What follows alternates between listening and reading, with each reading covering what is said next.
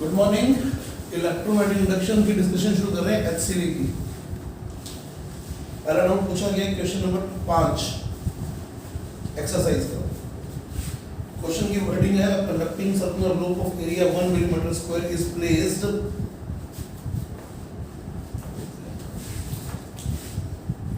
कोप्लेनरली with long straight wire at distance of 20 centimetre.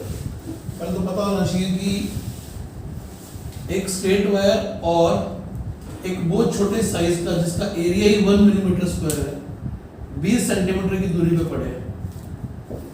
ये area बहुत small है, diagram साफ साफ दिखाई दे इसलिए बड़ा बना हुआ है, वरना इसका एरिया सिर्फ 1 मिलीमीटर स्क्वायर का है।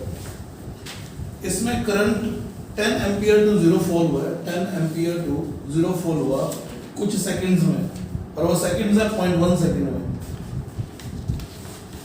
फिर कहा गया है find the average EMF induced. Instantaneous तो आप निकाल नहीं सकते इस क्वेश्चन में क्योंकि फंक्शन दे ही रखा फाई का, एवरेज ही निकाल सकते थे। और एवरेज ईएमएफ का फॉर्मूला होता है फाई में change divide by time.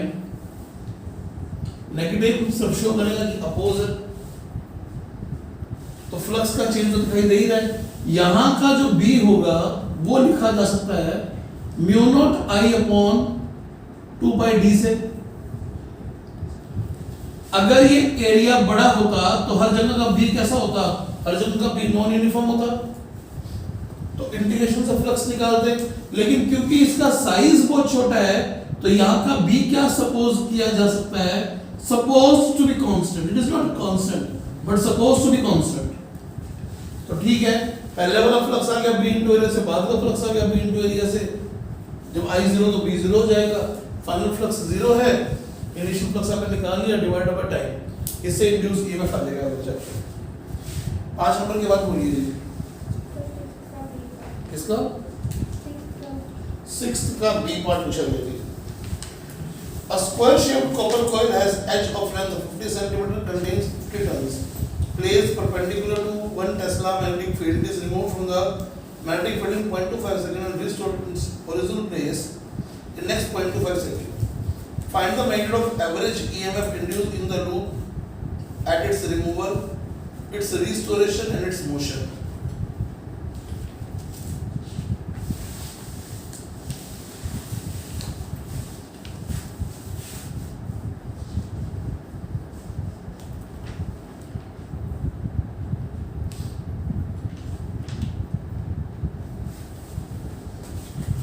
Question के अंदर एक स्क्वायर लूप है जिसका एज दे रखा है आपको L, perpendicular to magnetic field पड़ा, मैग्नेटिक फील्ड है B। इस मैग्नेटिक फील्ड से इसको बाहर निकाला गया है किसी टाइम में। बाहर निकालने पर एवरेज ईएमएफ क्या आएगा, वही इनिशियल फ्लक्स है इसमें BA, फाइनल फ्लक्स है बाहर निकालने पर 0, टाइम इसका आपको गिवन है T, रिमूवल लिख रहा हूं इसको, हालांकि एक रिमूवल और एक रिस्टोरेशन का है। तो जब टाइम रिमूवल का आपको जो दे रखा है वो भी दे रखा है, आपको गिवन है ये चीज भी। तो एवरेज ईएमएफ की डेफिनेशन अभी वहां बता रखी है, तो इससे आंसर आ जाएगा आपके पास। जब रिस्टोर करोगे तो सेम सिचुएशन है, phi initial 0 phi final BA, नया टाइम दे रखा है तो नया एवरेज ईएमएफ आ जाएगा आपके पास सेकंड केस का। और ड्यूरिंग मोशन निकालना है तो इनिशियल फ्लक्स में BA था, फाइनल फ्लक्स में BA है, एवरेज ईएमएफ 0 आ जाएगा, कोई फ्लक्स में चेंज हुआ ही नहीं। 6 के बाद बोलिए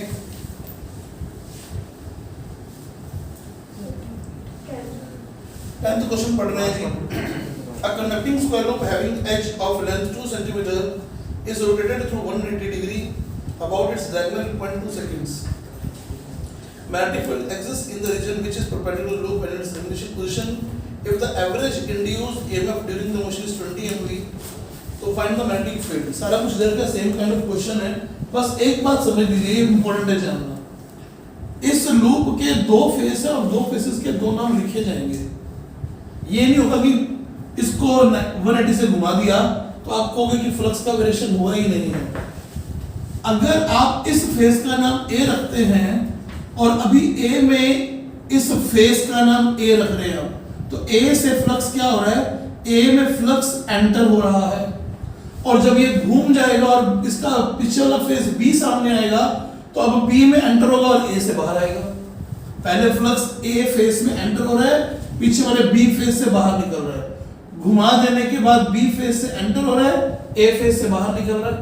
तो चाहे आप डायगोनल के अबाउट घुमाओ, चाहे किसी एज के अबाउट घुमाओ, चाहे इस लाइन के अबाउट घुमाओ, अभी का फ्लक्स अगर मैं लिखूं इनिशियल फाइबर बी है, तो उसी लूप से, उसी एज से, उसी फेस से लिंक फ्लक्स कितना हो जाएगा बाद में, माइनस बी ए। या एंट्रिंग को अगर आप माइनस बी ए बोलते हो तो सेकंड आपका प्लस बी ए बन जाएगा। तो चेंज इन फ्लक्स जो आएगा वो 2b आएगा। It is important to note, nothing else. चाहे वो सर्कुलर लूप हो, चाहे वो स्क्वायर लूप हो, कोई फर्क नहीं पड़ता, लेकिन फेस चेंज होगा तो ये साइड इस साइड में कन्वर्ट हो रही है, मतलब यहां से लिंक फ्लक्स चेंज हुआ है। आपके पास टाइम गिवन है, इस टाइम को लिख लीजिएगा। ईएमएफ वैल्यू गिवन है 2ba/t। इस पूरी इक्वेशन में एक ही अननोन है, वो है b। It was your 10th question. आगे बताइए जी, ये समझ में आ गया? अगला कौन सा क्वेश्चन है? 12th। A long solid of radius 2 cm has 100 turn per centimeter and carries a current 5 ampere. A coil of radius 1 cm having turns 100. A total resistance of 20 ohm is placed inside the solid coaxially. The coil is connected to a galvanometer. If the current of the solid is reversed in direction, then find the total charge flown through the galvanometer. आसान सा question है, wording को slow slow ध्यान से पढ़िए और पढ़ते समय क्वेश्चन पे कंसंट्रेट किया कीजिए और डायग्राम बनाया कीजिए। क्या तुम्हें कुछ डायग्राम समझ में आता है क्या बेटा, इसका कैसा बनेगा?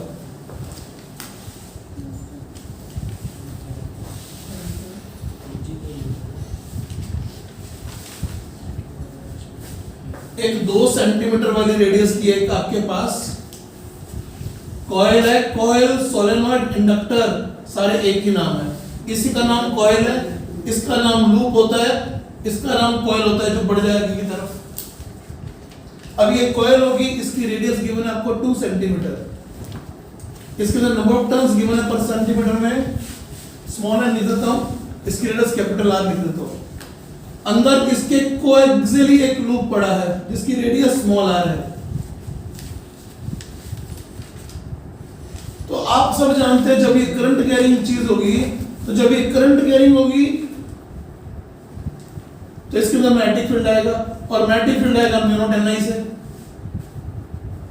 अगर magnetic field mu naught N I से आएगा तो अंदर का मैग्नेटिक फील्ड कांस्टेंट होता है। अगर अंदर का मैग्नेटिक फील्ड कांस्टेंट होता है, ये कोएक्सियली प्लेस है, देख लीजिए। कोएक्सियल के बजाय दिया होता कि दोनों के एक्सिस में थीटा एंगल है, तो मैं इस कॉइल को पक्का यू बनाता। तो जैसी बात लिखी होगी वैसी बात की जाएगी। हो सकता है कि दोनों के एक्सिस के बीच के एंगल गिवन हो सकता है दोनों के प्लेन के बीच के एंगल गिवन हो, कि ये इस सोलेनॉइड का प्लेन हो गया और ये दूसरी सर्कुलर लूप का प्लेन हो गया। हो सकता है प्लेन्स के बीच के एंगल गिवन हो। फिलहाल आपको समझना क्या है, अब ध्यान से देखिए। कोएक्सियली प्लेस्ड है तो फ्लक्स सिंपली आ जाएगा बी सोलेनॉइड का और एरिया अंदर वाले लूप का। तो क्या आपको फ्लक्स समझ में आ गया? क्या चेक कर लीजिए। अब अगर इसमें करंट की डायरेक्शन रिवर्स करोगे तो पहले फ्लक्स यूं था, अब बी की डायरेक्शन चेंज हो जाएगी तो सेकंड फ्लक्स क्या बन जाएगा? माइनस बी ए, एरिया उस लूप का ही रहेगा। तो चेंज इन फ्लक्स कितना आ जाएगा? 2ba। समझ में आ गया होगा तुम सबको। और टोटल चार्ज फ्लो निकालना हो तो आप सब जानते हैं क्या होता है, इसका फॉर्मूला होता है change in flux divided by resistance. ये प्रूव करा था हम लोगों ने। इक्वेशन जब ईएमएफ के लिए करंट की निकाली थी, उसको इंटीग्रेट करके हमने इक्वेशन निकाली थी n/r। अगर इसके भी नंबर ऑफ टर्न्स रखे होंगे तो n/r आ जाएगा। इस स्मॉल n का यूज कहां होगा? इस b में यूज होगा। बस याद रखना टर्न्स पर सेंटीमीटर में गिवन है, उन टर्न्स को पर मीटर में कन्वर्ट करना, क्योंकि सब कुछ आपको एसआई में चाहिए, ये ध्यान रखिएगा। तो एक क्वेश्चन बोलोगे आपका 12th। अगला बोलिए जी।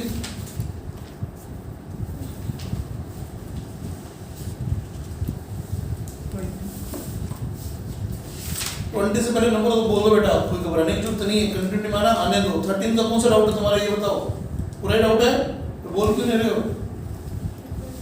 कोई फर्क नहीं पड़ता, भी तो पूछते जाओ। एक बात हमेशा याद रखिए, डाउट है उसको पूछ लिया कीजिए। ये मत सोचिए कि x का हो गया y का हो गया, पूछूंगी तो क्या होगा भाई, इस तरह की थॉट नहीं आनी चाहिए दिमाग में, कभी भी नहीं आनी चाहिए। डायग्राम दे रखा है, एक मेटालिक स्क्वायर फ्रेम है जिसकी एज ए है, स्मॉल ए, वर्टिकल प्लेन में uniform magnetic field B exist कर रहा है स्पेस में, जो कि इस प्लेन के परपेंडिकुलर दे रखा है। दो दोस्त या दो लड़के बिल्कुल अपोजिट डायरेक्शन में खींच रहे हैं, इसे एक रोम्बस में कन्वर्ट करते हैं। P इक्वल टू 0 पर पुल करना शुरू किया और यूनिफॉर्मली पुल कर रहे हैं। Find the induced EMF in the frame at the instant when the angles at this corner reduces to 60 degree। क्या आंसर आएगा भाई? बाकी लोग जवाब मतलब कैसे किए सर इसका चेक करना जी।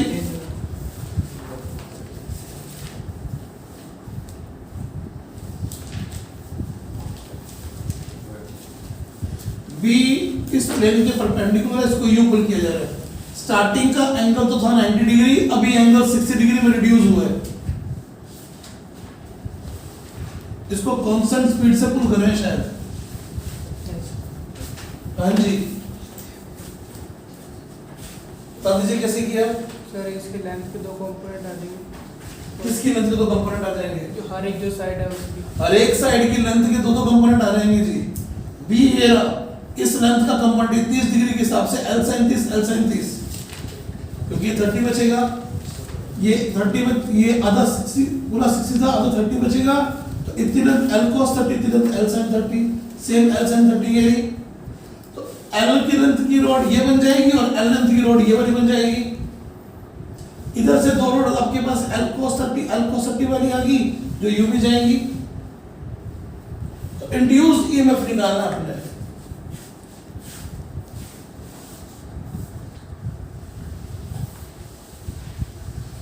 तो देखिए कैसे इस क्वेश्चन को सॉल्व किया जा सकता है।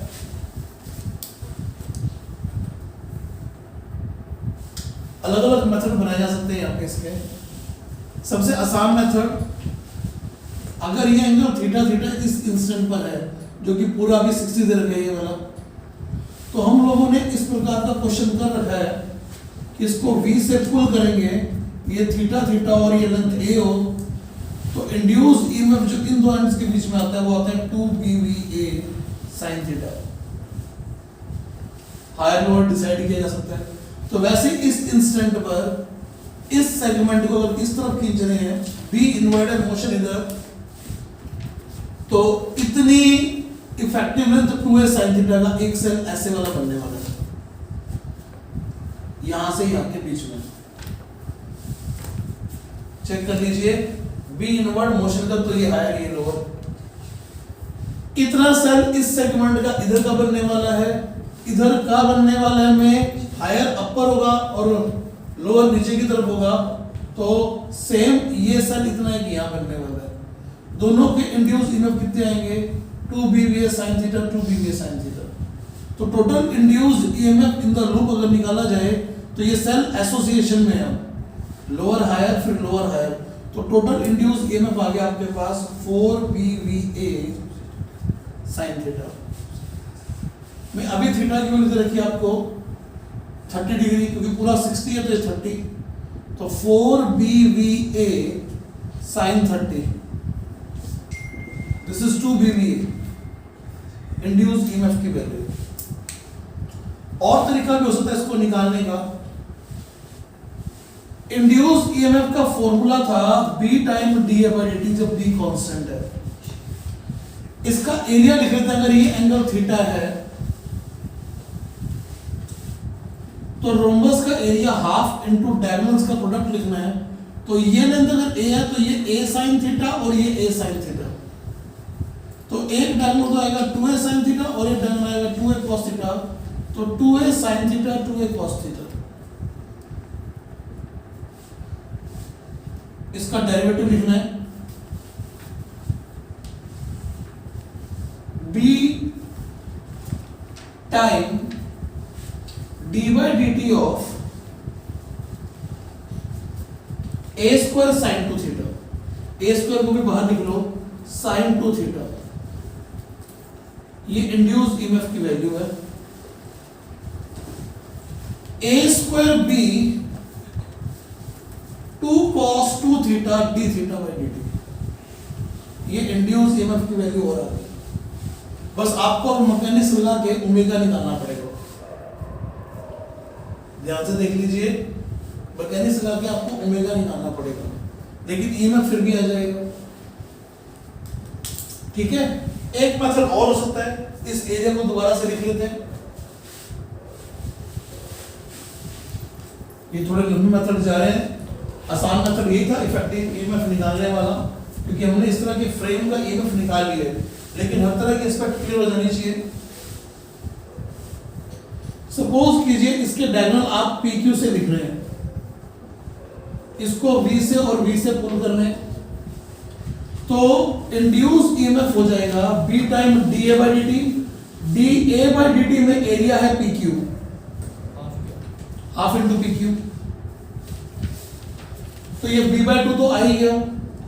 एक आ जाएगा Q time dP by dt plus B/2 है ही प्रोडक्ट में P time dQ by dt।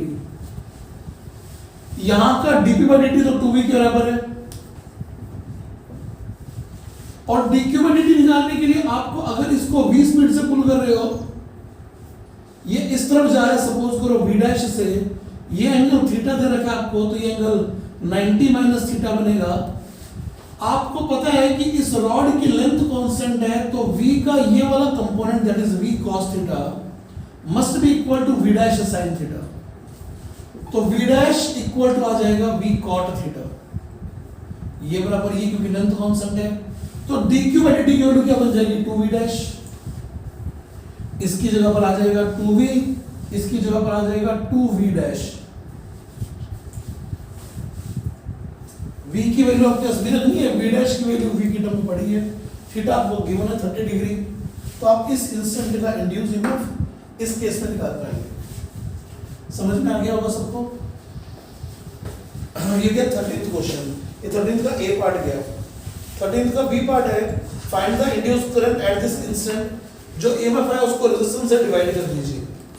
C part, find the total charge frame में, तो ये आ जाएगा स्टार्टिंग का फ्लक्स BA² था, जब स्ट्रेट लाइन में चेंज हो जाएगा, डिफॉर्म हो जाएगा, तो फाइनल फ्लक्स 0 हो जाएगा, तो change in flux divided by resistance.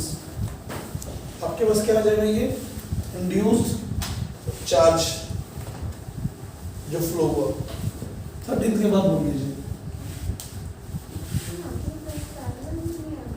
क्या चीज, ये सेल पैरेलल में नहीं है, पैरेलल के लिए तुम्हें इस तरह के मोर देन 2 सेल्स के बाद कोई रेजिस्टेंस चाहिए होता है। ये है ही लूप अपने पूरा, अब जब ये लूप अपने आप में पूरा तुम्हें ये चीज मिल रही है, तो तुम मुझे बताओ ये एक के बाद एक के लाएंगे या पैरेलल के लाएंगे? हालांकि इसको हम लोग डिफाइन नहीं करते थे, लेकिन फिर भी एक के बाद एक ही तो है, कौन सा कहलाएगा, सीरीज में कहलाएंगे। और बता दीजिए इसके बाद नेक्स्ट 13th के बाद क्वेश्चन, इसको नोट कर लिया क्या आप लोगों ने? 13th के बाद नंबर बोलिए जी, 24वां 24 से पहले 20th क्वेश्चन। एक फिगर गिवन है जिसमें एक सर्कुलर कॉइल है with N turns, radius small a connected to a battery of EMF E through a rheostat. ठीक है जी, the resistance is equivalent L and resistance R.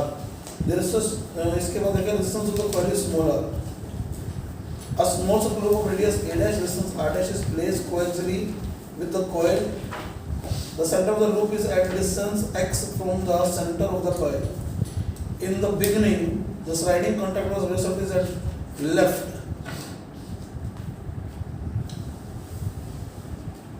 And then onward it moved towards right at constant speed v. The EMF induced a small circular loop. The contact begins to slide. It is through half of the length. हम t time पे निकाल लेते हैं, उसके बाद t equal to 0 और t कुछ put करके आप आंसर निकाल लीजिएगा, कॉन्स्टेंट स्पीड से पुट कर रहे हैं। मैं आंसर बता देता हूँ, आसान सा कैलकुलेशन, आसान सा प्रोसेस है। पहले क्वेश्चन की वर्डिंग को पढ़ लीजिए अच्छे से आप लोग, तो आसान सा क्वेश्चन है, चेक करना जी। एक रियोस्टेट दे रखा है जिसका total resistance R length L है। पहले ये लेफ्ट एंड पर था पॉइंटर, t टाइम के बाद ये पॉइंटर ये वाला जो चीज है, ये कनेक्शन जो है T10 का ही डायग्राम बना रहा हूं मैं, ये VT से इधर आ गया होगा, तो लेंथ जो बची होगी ये वाली बची होगी L माइनस VT। तो इतनी लेंथ का रेजिस्टेंस हो जाएगा, यूनिट लेंथ का रेजिस्टेंस इनटू इतना रेजिस्टेंस। तो इस टाइम रियोस्टेट का रेजिस्टेंस कितना कंसीडरेबल है आपको दिखाई दे रहा है, क्योंकि तो इसका तो कनेक्शन बचेगा ही नहीं, तो कनेक्शन में तो इतना रेजिस्टेंस आ गया जो डायग्राम दे रखा है उस हिसाब से। अब इसके बाद यहाँ पर एक सेल दिखा रखा है और यहाँ पर आकर एक सर्कुलर लूप दिखा रखा है। सर्कुलर लूप ये मान के चलिएगा कि इस तरीके से इस प्लेन में पड़ा है। अगर ये डायग्राम XY प्लेन में बनाने हैं तो ये XZ प्लेन में है। अब ये लूप इस तरीके से आके यूं आ गया जी, इसका EMF E गिवन है, इसका रेजिस्टेंस R गिवन है, तो इस टाइम का करंट कितना आ जाएगा, इस टाइम का करंट आ जाएगा इसमें से E by total resistance. Total resistance है R प्लस R पे पूरा हो ही गया, R by L minus VT। तो पहले तो चेक कर लीजिएगा सर्किट का करंट समझ में आ गया क्या हम सबको। इसमें अगर इसका इंटरनल गिवन होता तो वो भी जोड़ देते, बट इंटरनल बैटरी का गिवन नहीं है शायद। अब इसके बाद इससे X डिस्टेंस दूर एक लूप पड़ा है। अब इस लूप की रेडियस है A डैश, इसकी रेडियस है A। A डैश जो है वो A की तुलना में बहुत कम दे रखा है, यानी इसके B एक्सिस का रिजल्ट यूज करेंगे, दोनों कोएक्सियल बनेंगे, तो इसकी वजह से X डिस्टेंस पर B कितना होगा। B का फॉर्मूला याद है, mu naught Ni R square divided by twice R square plus X square की पावर 3/2 में I का फंक्शन ये वाला आ जाएगा। तो I वेरिंग है तो यहाँ का B वेरिंग है, उससे लिंक्ड फ्लक्स कितना आ जाएगा, उससे लिंक्ड फ्लक्स आएगा इतना B into pi A square, in fact pi A dash square. अब अगर इंड्यूस EMF की बात करें उसके अंदर, तो पाई A डैश स्क्वायर एंगल सब कांस्टेंट है, dV by dt। dV by dt की बात करोगे तो dI बाई dt चाहिए होगा, भूल मत जाना, dI बाई dt निकाल कर रख देना। ये इंड्यूस EMF आ गया, इंड्यूस करंट चाहिए था, तो इंड्यूस करंट चाहिए उसके अंदर, तो बाय R डैश से आएगा। dV बाई dt में ये चीज तो कांस्टेंट ही है, ये यहां कांस्टेंट रख के dI बाई dt लिख दो, dI बाई dt का फंक्शन यहां से डाल दो। समझ में आ गया तुम सबको? क्या सिंपल मैथमेटिक्स ही तो है, क्लियर हो गया तुम सबको? इस तरीके से आप उसमें इंड्यूस करंट निकाल सकते हैं। t इक्वल टू 0 पे निकालना है, t इक्वल टू 0 पे निकालो। जब वो आधा चल चुका है तो आपका टाइम कितना हो जाएगा, L बाय 2v, तो टाइम की जगह पर L बाय 2v डाल देना। समझ में आ गई होगी सबको बात? यहाँ पर क्वेश्चन गया 20th, नोट कर लीजिए यहाँ तक की बातें। 20 के बाद का नंबर बोल दिए ताकि पढ़ लूँ क्वेश्चन को। 24. A circular coil of 1 ton of radius 5 cm is rotated about a diameter with constant angular speed omega equal to 80 revolution per minute. Uniformity field exists in the direction perpendicular to axis of rotation. Find the maximum EMF induced, average EMF induced in the coil over a long period, the average of the squares of EMF induced over a long period. Check कीजिए question पर क्या आ गया। ये कौन सा था, 20th है ना, 24 देख लें। एक सर्कुलर लूप है जिसे आप एक डायमीटर के अबाउट घुमा रहे हैं, और B जो है वो एक्सिस ऑफ रोटेशन के परपेंडिकुलर है, एक्सिस ऑफ रोटेशन के परपेंडिकुलर है। तो चाहे आप B को यूं दिखाओ चाहे यूं दिखाओ, तो मैंने B को मान लिया इनवर्ड है।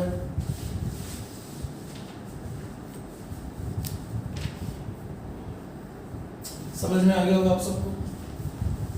कुछ भी गिवन नहीं है कि t इक्वल टू 0 पर ओरिएंटेशन क्या है। अभी B और A के बीच का एंगल 0 डिग्री है, हो सकता है ये 0 डिग्री ना हो, स्टार्टिंग में कुछ भी दिया हो। आराम आराम सीखना, 2-3 बातें बोल रहा हूं, चेक कीजिएगा। अगर t इक्वल टू 0 की बात मैं अभी करूं तो मैं अभी फ्लक्स को मैक्सिमम बोल रहा हूं, और हो सकता है कि t इक्वल टू 0 पर मैं फ्लक्स निकालने की बात करूं और बोलूं t इक्वल टू 0 पर लूप यूं था, तो t इक्वल टू 0 पर फ्लक्स 0 भी हो सकता है। हो सकता है कि t इक्वल टू 0 पर लूप यूं हो तो इंस्टेंटली कुछ फ्लक्स लिंक्ड हो, लेकिन ये एंगल ओमेगा t से घूम रहा है। सपोज मैंने माना कि इनिशियली फ्लक्स मैक्सिमम है, t टाइम के बाद चेक कीजिए, t टाइम के बाद अगर ये कांस्टेंट ओमेगा से घूम रहा है तो t टाइम में ये प्लेन ओमेगा t एंगल से घूम जाएगा। अगर ये प्लेन ओमेगा t एंगल से घूम गया तो एरिया वेक्टर और b वेक्टर में एंगल ओमेगा t आ जाएगा, तो फ्लक्स की वैल्यू आएगी ba cos ओमेगा t, क्योंकि t इक्वल टू 0 पे फ्लक्स मैक्सिमम बोला था। अगर t इक्वल टू 0 पे फ्लक्स 0 बोलते तो लिखते ba sin omega t। Flux 0 बोला, t इक्वल टू 0 पे चेक करना भैया, अगर t इक्वल टू 0 पे फ्लक्स 0 बोला तो अभी वेक्टर b और वेक्टर a में एंगल कितना डिग्री है, 90 डिग्री। अब t टाइम में अगर ये ओमेगा t से घूम जाएगा तो b और एरिया वेक्टर में एंगल बचेगा 90 माइनस ओमेगा t। दोबारा से बोलता हूं, यहां ध्यान देना भैया, स्टार्टिंग में t इक्वल टू 0 पे फ्लक्स कितना बोल रहा हूं, b इनवर्ड प्लेन मैंने यूं मान लिया तो फ्लक्स हो गया 0, b sin ओमेगा t के फ्लक्स b डॉट a कैसे, b और a में एंगल 90 डिग्री का है। अब t टाइम में अगर ये कॉइल ओमेगा t से घूमी तो b तो उधर ही है, ये वेक्टर ओमेगा t से घूम गया तो इधर 90 डिग्री से एंगल तो 90 माइनस ओमेगा t बचेगा, तो फ्लक्स आएगा b sin ओमेगा t। और कुछ और एंगल होगा तो फ्लक्स ये लिखा जा सकता है, इसमें n टर्म्स हो तो फ्लक्स ये लिखा जा सकता है। अभी हमारे पास कोई इंफॉर्मेशन नहीं है कि t इक्वल टू 0 पे फाई कितना है, इंड्यूस्ड ईएमएफ कितना आएगा, इंड्यूस्ड ईएमएफ आएगा d फाई बाय dt से, तो इंड्यूस्ड ईएमएफ की वैल्यू आएगी NAB omega cos omega t plus phi. अब चाहे साइन का फंक्शन हो, चाहे cos का फंक्शन हो, चाहे ये लिखा हो, ये आने ही आना है बाहर, तो e की मैक्सिमम वैल्यू तो यही आनी है।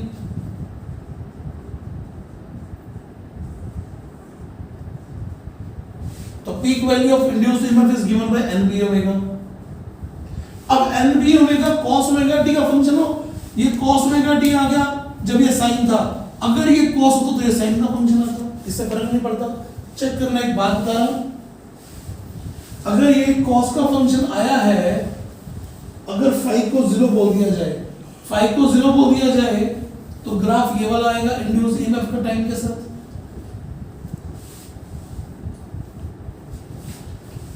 सबको बात समझ में आ गई होगी। अगर टाइम के साथ ग्राफ ये वाला आएगा तो बहुत लॉन्ग टाइम के लिए, जितना पॉजिटिव उतना नेगेटिव आ रहा है, तो लॉन्ग टाइम एवरेज कितना आएगा, 0। इसका लॉन्ग टाइम एवरेज कितना आ जाएगा, 0 आ जाएगा। और अगर कोई कह दे इसके स्क्वायर का एवरेज निकालना है तो डजंट मैटर, हमें एवरेज निकालना है ई स्क्वायर का, टाइम एवरेज निकालना है, भूल मत जाना। तो एवरेज की डेफिनेशन आपको बता दें, किसी भी फंक्शन का एवरेज निकालना हो, किसी भी चीज का एवरेज निकालना हो, अगर स्क्वायर का एवरेज निकालना है तो पहले उस फंक्शन का स्क्वायर करो, टाइम एवरेज निकालना है तो dt से मल्टीप्लाई करके उसे लॉन्ग टाइम तक इंटीग्रेट करो, डिवाइड बाय टोटल टाइम। क्या तुम सबको समझ में आ रही है बात? क्या इस तरह की चीज करनी पड़ेगी। अब वो लॉन्ग टाइम तो डिफाइन नहीं है, इस लॉन्ग टाइम में एवरेज इस तरीके से लिखा नहीं जाएगा। ये चीज जब आएगी तो cos स्क्वायर का ग्राफ कैसा बनता होता है, cos स्क्वायर का ग्राफ कुछ इस प्रकार का बनता है।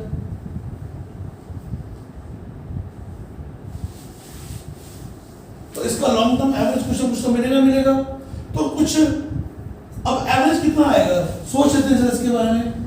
इसका एक साइकिल का एवरेज जो आएगा, तो अगर साइकिल्स की बात करें तो जितने भी साइकिल्स होंगे, 2 cycles can be suppose to be integer, 50 cycle 100 cycle, long time average कितने, उन साइकिल्स की संख्या तो पूरी गिनी जा सकती है। तो एक काम किया जा सकता है, इसको क्या कर सकते हैं, एक टाइम का एवरेज निकाल लिया जाए अगर, क्योंकि एवरेज तो आना ही आना था। हालांकि डेफिनेशन तो एवरेज निकालने की जिस लिमिट में निकालनी उस लिमिट में होती है, लेकिन ये पीरियोडिक फंक्शंस है। तो इसका एवरेज कितना आएगा सोचिए ध्यान से। इसका एवरेज आएगा जितना एक साइकिल का एवरेज होगा। अगर ये टाइम लिमिट बहुत ज्यादा है तो साइकिल्स की संख्या को क्या माना जा सकता है, इंटीजर। तो जो एवरेज एक साइकिल का रहेगा वही लॉन्ग टाइम एवरेज रहेगा इसका। यहां से इसका टाइम एवरेज निकालेंगे तो निकाल के देखते हैं कितना आएगा टाइम एवरेज इसका। मेरे ख्याल से ये वाली बात और लॉन्ग टाइम एवरेज इस फंक्शन का वो 0 आएगा, समझ में आ गई बात। इसका कोई क्या दे क्वार्टर साइकिल का एवरेज, क्वार्टर साइकिल का एवरेज आपके सामने कुछ ना कुछ आएगा। वन साइकिल का एवरेज 0 है तो लॉन्ग टाइम के अंदर फिर से वही साइकिल अगर इंटीजर मानोगे तो एवरेज कितना क्या रहेगा 0 क्या रहेगा। लेकिन इसका एवरेज कैसे डिपेंड होगा वो चेक कर रहे हैं। तो देखिए ध्यान से एवरेज डिफाइन करके देख लेते हैं कितना आएगा लॉन्ग टाइम के अंदर स्क्वायर्स का। तो E का एवरेज लिखा जाएगा E स्क्वायर dt का इंटीग्रेशन डिवाइड बाय dt का इंटीग्रेशन और फाइनली इसका रूट में लेना होता है तो ये f स्क्वायर लिखा रूट ले लो इसका या एक बार स्क्वायर लिख लो। और कितना कर रहे हैं 0 से कैपिटल T टाइम में कर रहे हैं। E स्क्वायर का मतलब हो गया m square a square b square omega square. नीचे dt कंडीशन T आई जाएगा, अंदर बचेगा cos square omega t। cos square omega t को लिख रहे हैं 1 plus cos 2 omega t by 2। समझ में आने की बात तुम सबको। अंदर cos स्क्वायर ओमेगा t आना है तो ये लिख दिया, ठीक है जी। अब देखते जाइए ये तो बड़े बड़ा ऐसे कैसे, इसका इंटीग्रेशन करोगे तो एक 2 तो ये बाहर आ गया, dt का इंटीग्रेशन t इधर sin 2 omega t by 2 omega limit from 0 to t, ठीक है जी। n square a square b square omega square by 2t t ये स्मॉल t था, लिमिट पुट की कैपिटल T 0 पे 0 हो जाएगा। यहां t पुट करोगे तो ये बनेगा sin 4 पाई क्योंकि ओमेगा की जगह पर 2 पाई बाय कैपिटल T लिखोगे, यहां पर t से t कटेगा तो sin 4 पाई, sin 4 पाई 0 होता है। 0 पुट करोगे ये भी 0 sin 0 ये भी 0 तो सिर्फ एक ही t बचेगा, t से t कट गया तो E एवरेज का स्क्वायर आया n square a square b square omega square bye 2। तो E एवरेज लॉन्ग टाइम का कितना आ गया n a b omega by root 2। Check करो क्या ये आंसर दे रहा है क्या भैया। चलो न्यूमेरिकल वैल्यूज गिवन तुम्हें तो न्यूमेरिकल वैल्यूज गिवन तो न्यूमेरिकल वैल्यूज निकाल देते हैं। टर्न्स बोला कितने हैं 1 टर्न है। एरिया पाई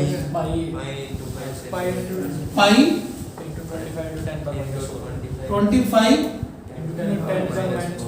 4 हो गया, एन ए हो गया, बी 0.01 इंटू ओमेगा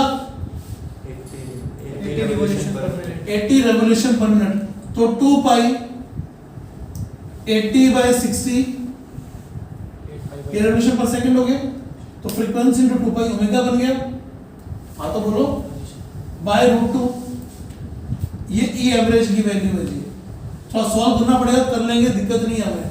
लिख देते हैं ये तो 0 कटी रही है, एक डेसिमल टाइप के 100 और लिख लो, कैलकुलेशन कर लेंगे।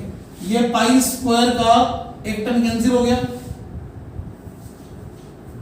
अप्रोक्सीमेट तो पहुंचे ई बराबर थोड़ा देखते हैं 25 इंटू 2 50 50 इंटू 8 इंटू 10 की पावर -4 डिवाइड बाय 60 और रूट 2 एक 0 गई है 6 रूट 2 का मतलब कितना होता है 8.4 के आसपास। ये 1.4 होगा 1.4 इंटू 6 8.4 40 बाय 8.4 5 से छोटा 5 से तो 4 लगभग 0.4 मिलीवोल्ट के आसपास 0.4 का डिजिट थोड़ा बड़ा ही आएगा। कितने मिलीवोल्ट आंसर आना चाहिए, एक 10 और खाया यहाँ पे मैंने। सर इसका रूट क्या किया है क्योंकि वो ई एवरेज का स्क्वायर था। अच्छा स्क्वायर का एवरेज निकालना था क्या, Squares का average। सिर्फ स्क्वायर्स का एवरेज निकालना है, रूट नहीं करेंगे भैया, सिर्फ स्क्वायर्स का एवरेज निकालना है। मैं रूट मीन स्क्वायर में चला गया, स्क्वायर का एवरेज निकालना मतलब आंसर यही तक का रहेगा।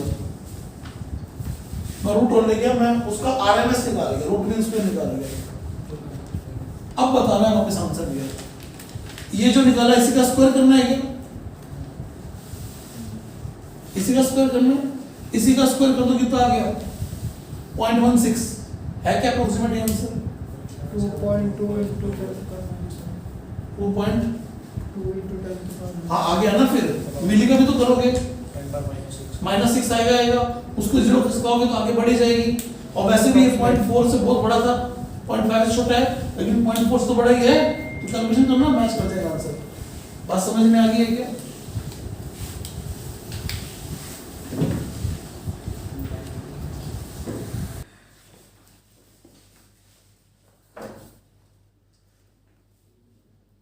अचानक आंखों के आगे अंधेरा आ गया है ना, लाइट चली गई है, पावर कट। तो फिर अब टॉपिक यहीं खत्म करते हैं, आज डिस्कशन से खत्म करना चाहिए सारी की सारी। अगले लेक्चर में डिस्कशन और इंडक्टर, पहले इंडक्टर पढ़ लेंगे, फिर उसके बाद डिस्कशन कर लेंगे नेक्स्ट लेक्चर में। इस लेक्चर में इतना ही, ठीक है जी।